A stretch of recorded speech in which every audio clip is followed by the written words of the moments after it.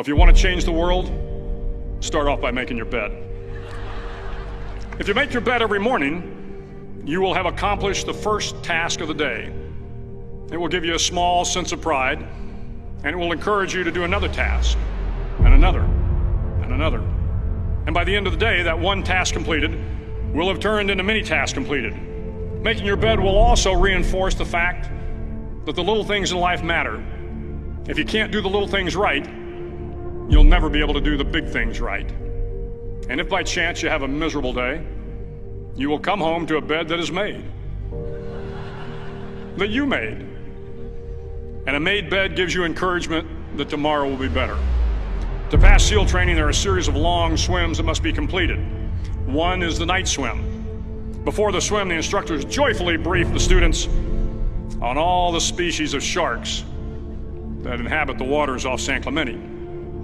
They assure you, however, that no student has ever been eaten by a shark, at least not that they can remember. But you are also taught that if a shark begins to circle your position, stand your ground. Do not swim away. Do not act afraid.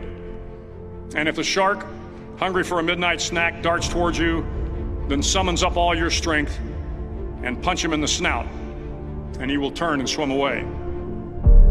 There are a lot of sharks in the world. If you hope to complete the swim, you will have to deal with them. So if you want to change the world, don't back down from the sharks.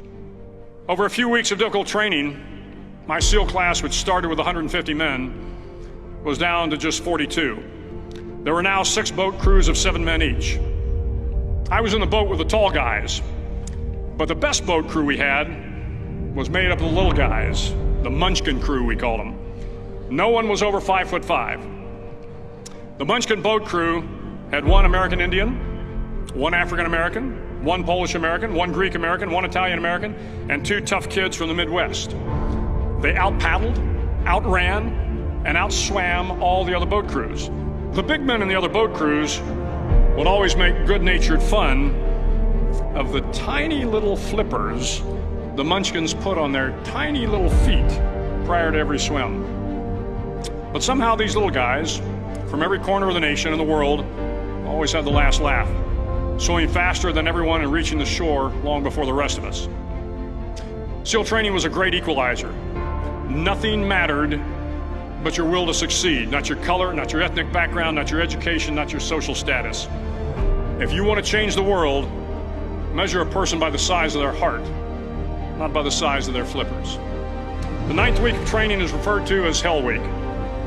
It is 6 days of no sleep, constant physical and mental harassment, and 1 special day at the Mud Flats.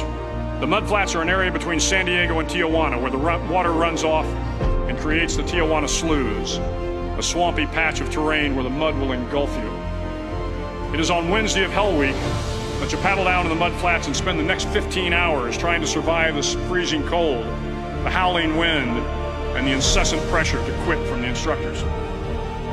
As the sun began to set that Wednesday evening, my training class, having committed some egregious infraction to rules, was ordered into the mud. The mud consumed each man till there was nothing visible but our heads. The instructors told us we could leave the mud if only 5 men would quit. Only 5 men, just 5 men, and we could get out of the oppressive cold. Looking around the mud flat, it was apparent that some students were about to give up. It was still over 8 hours till the sun came up. 8 more hours of bone-chilling cold. The chattering teeth and the shivering moans of the trainees were so loud, it was hard to hear anything. And then one voice began to echo through the night. One voice raised in song. The song was terribly out of tune, but sung with great enthusiasm. One voice became 2, and 2 became 3, and before long, everyone in the class was singing. The instructors threatened us with more time in the mud if we kept up the singing, but the singing persisted, and somehow the mud seemed a little warmer, and the wind a little tamer, and the dawn not so far away. If I have learned anything in my time traveling the world, it is the power of hope, the power of one person, a Washington, a Lincoln, King, Mandela, and even a young girl from Pakistan, Malala. One person can change the world by giving people hope.